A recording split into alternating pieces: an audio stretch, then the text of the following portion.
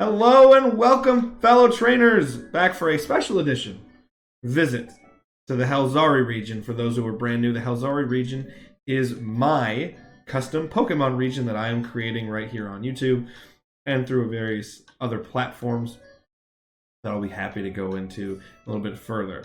Before we really get started, I hope you're liking what you're seeing. If you are, please give me a like, comment, subscribe. Any way you can helps me out. If you're a longtime viewer of this channel, you know just from the thumbnail, things have changed a little bit, and I think it's for the better. I have even just a little bit of new stuff as we go into a special recap video. We've done 10 visits to the Halzari region previous to this, and I want to recap that for some new viewers that may be coming to the channel, and just have a nice little refresher course as we move forward with the Halzari region. So I'm going to start with a brand new logo for the Halzari region right here. So like I said, the Halzari Pokemon region is my custom region. Some people like to refer to it as a Fakemon region. I think that kind of takes away from the art aspects that are really put into custom Pokemon regions. I just like to call it a Pokemon region. But for our new viewers, the Halzari region is heavily based on my home country, the United States of America, that I am very proud to be from, regardless of how many problems we may have at certain times. But I always want to accentuate the natural elements that and the vast landscapes that are in the U.S., which is why I'm very much accentuating that mountain range and those beautiful sunset skies that you can see through the Rocky Mountain regions of the country or other aspects of the country as well in that new logo. So going forward, this is going to be the new logo for the Halzari Pokemon region, one in which you might see in a couple different forms. But as we move forward, let's get started with our Pokemon recap. We started our entire series by unveiling 3 starter Pokemon. But, as I like to refer to them as traditional starters, right here. So as we go, we have Turfalo, our grass starter, right on the left. Cardamber, our fire starter, to the middle, and Delphin, our water starter, to the right. These 3 are our traditional starters, and thus far, I have unveiled the full evolutionary line for Turfalo and Delphin. But Cardamber is still to come, and I will have more announcements on that at the end of this video. Going forward with Turfalo, this is our grass starter line. Turfalo, based on that American bison, the American buffalo of the Great Plains region of the U.S., evolves into Pasturon, and then eventually Fanta Bison. Very much hitting the ideas of expression of freedom with Fanta Bison. Although all of my final form starters are based on superheroes in some way, Fanta Bison is probably the one that plays with that the most as of right now. It does have some Poison Ivy elements to it. It's got some Emma Frost elements. If you're more of an X-Men fan, you may see that as well. You could even give me a little Loki with the big trench coat and the horned look. But it's very much that heroic ideal of self-expression and being comfortable in your own skin. So that is the whole Turfalo line. And we'll go forward with our water line here. Water starter line begins with Delphin, and then evolves into Boogiefin and Surfin. Delphin definitely one basis off of the classic Dolphin that you may find throughout the coastlines of the US. And you see Delphin has those 2 sets of fins near its dorsal fin and its tails. So one of those fins actually comes off in the evolutionary process and becomes the boogie board and then eventually the surfboard for the 2 other Pokemon. And Surfin, highly, highly inspired by the Silver Surfer for Marvel Comics fans. Now, as I said before, Cardamber does not have a full starter line unveiled to this point. I'm still doing the artwork for that. I have all the initial sketches, but the digital will be unveiled soon. But that doesn't mean I don't have another starter to show you. I unveiled a flying starter, which is right here. So this flying starter line is just one of 18. Usually you only get 3 in a Pokemon game. I've got a starter for every single type in Pokemon. Every single Pokemon type has a starter in the Halzari region. The flying starter begins with a very obvious Bald Eagle inspired Eaglesash that evolves into Ergal Pride and then finally Patreagle. And if you can't tell by the pose right there, Patreagle is heavily based on not only American icon, but the global icon, Superman. Very fun way to get into that super heroic element that is so just such a core piece of American pop culture with that superhero element, which is why Patreagle really goes into those classic Superman elements. It seemed appropriate as well that only the second visit to Halzari brought us a bug line. I think bug lines are quite common throughout Pokemon to not get a lot of attention, and I want to put some attention on it. So here's one bug line from Halzari right here. This is the Flutter line. Flutter, which is at the top of your screen, can evolve into the other 3 Pokemon on your screen. Its traditional evolution is Flulidin, which is a bug and fighting type, to the left. If you give it a metal coat, as a nice little nod to our Gen 2 fans, it evolves into the bottom Pokemon, Clawflu, very silly, kind of goofy Pokemon. And then if you give it a Dragon Scale, much like you would a Seadra to a Kingdra in Gen 2, you'll find yourself with a Flugon, one very nasty, angry boy of a dragon bug crossover type.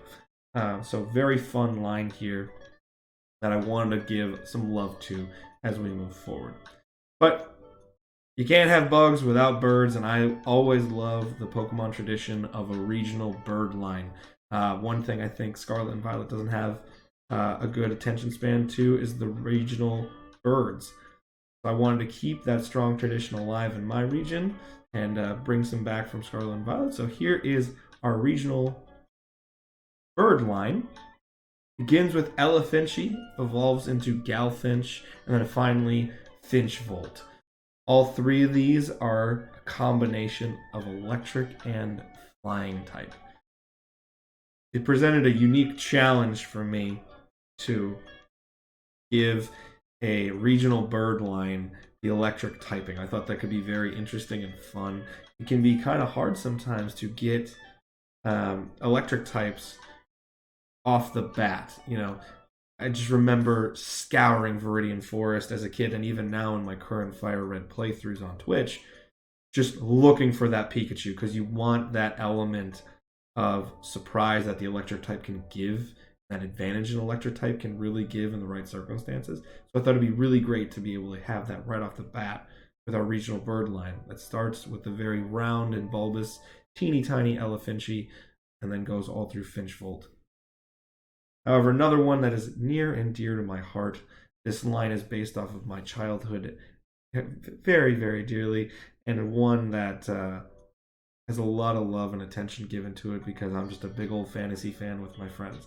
This represents a working title area of my region, which is the Fighting Forest area. And this is the Acornier line. Acornier is a grass and fighting type, and that typing runs throughout this line.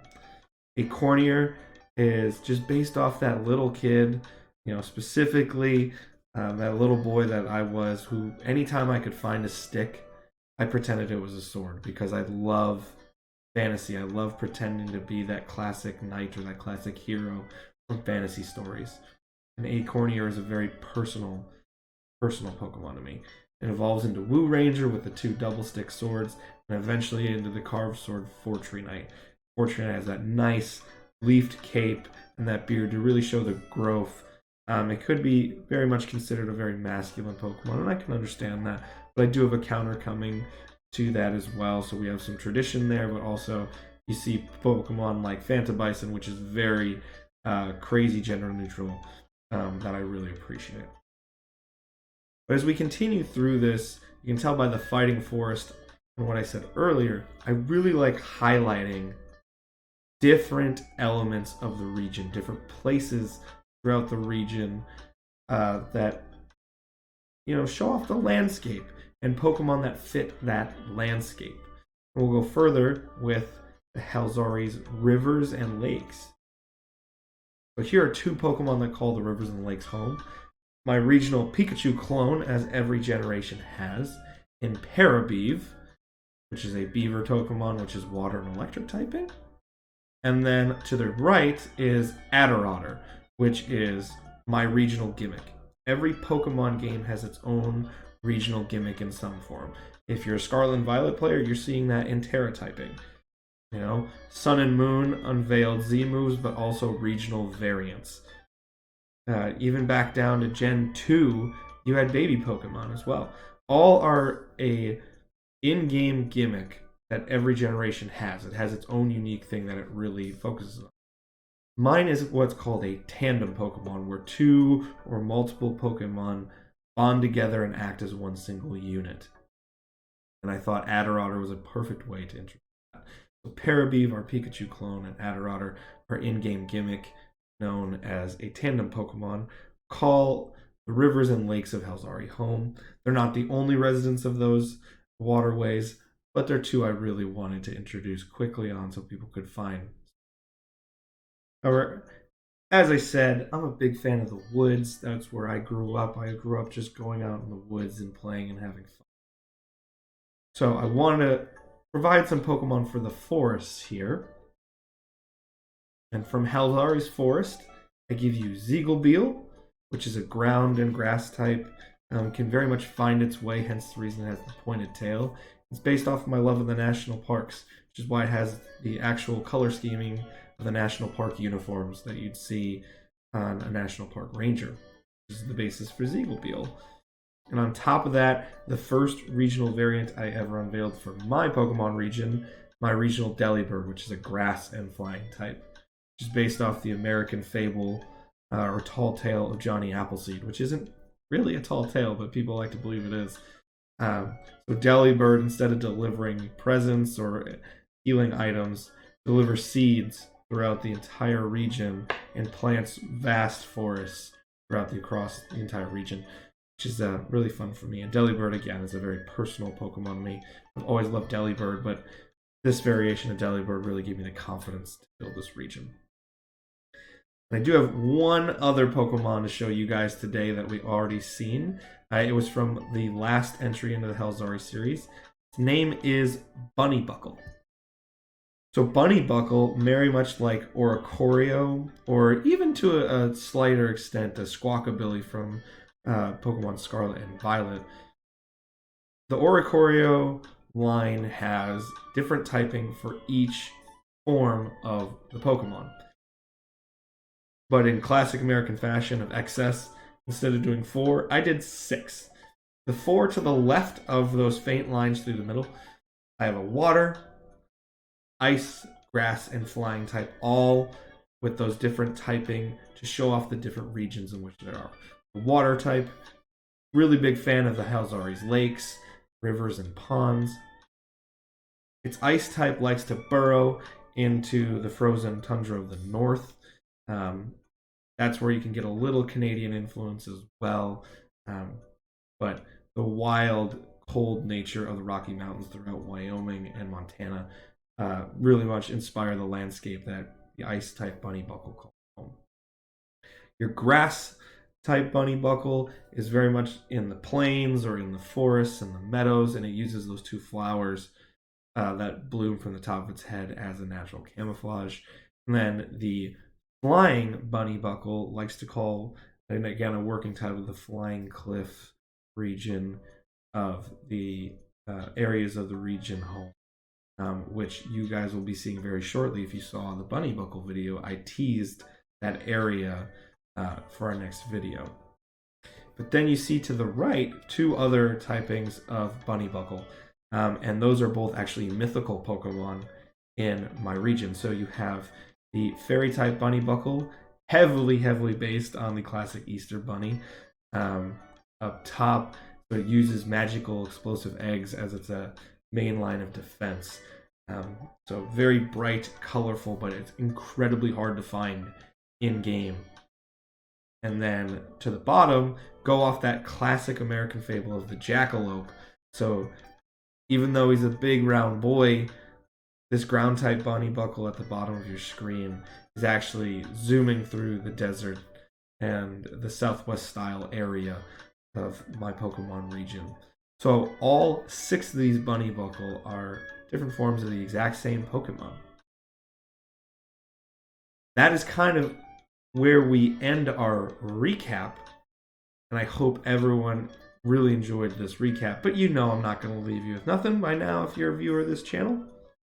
I got to give you the teaser. It's a very different variation of the teaser I gave you last time. I actually teased a different Pokemon in that teaser. If you're a big Pokemon fan, you might be able to guess what's going to happen in this teaser. So I got to ask you, who's that Pokemon? We're going to go to the flying types and more regional forms in our next video. So we're going to go to the Flying Cliff region or area of my region, as well as the Great Plain Meadow areas of my region. But that is where we're going in our next video. However, as we end here today, I did want to say I got a little bit something extra for you. I've got a working schedule moving that is going to be posted from here on out on my Discord server, which you can find in the community tab on YouTube. And if need be, I also will have it in the description of this video as soon as I possibly can. So you can join the Discord server and you can find a lot of cool stuff there, including lore, written lore for this region if you're really, really interested in it. It's a really fun place to be. There's a lot of great Pokemon content creators, not just me in my Discord server, as I continue to build that community out. So it's a great place to be. And you will see the first thing on that schedule past the flying line that I already teased at the end of the recap. I am unveiling my first Pokemon gym and my first evolution for the region as well in our next video. And that schedule is going to be posted very quickly in the Discord server, so check it out. As well as you may have heard me mention in the video, I am now streaming on Twitch on a very frequent basis. Every single Tuesday you can see a Fire Red playthrough. And I also do a lot of impromptu streams as well. So that could be just talking about the region, or it could be playing some more Fire Red, or who knows, I might throw some Pokemon Unite in there. I'm looking to get a capture card so I can get more into the Switch variations of the games as well. But nonetheless, I'm on Twitch. I'd love to have you there as well. I rank Pokemon. I played through, those classic games that we all know and love. And just chat and get to build a community there as well. So find me twitch.tv/Pokemon Trainer Evan as well. But I hope you enjoyed this video. It is a joy for me to make this content for you guys, as it's a very personal experience. Just as always, thank you so much. If you like what you saw, give it a like, give a follow, subscribe wherever you are, comment and share this with whoever you think might like it. It means the world to me if you do that. Thank you as always. I will catch you next time for another visit to the Halzari region. Peace, love, and hugs. Bye-bye.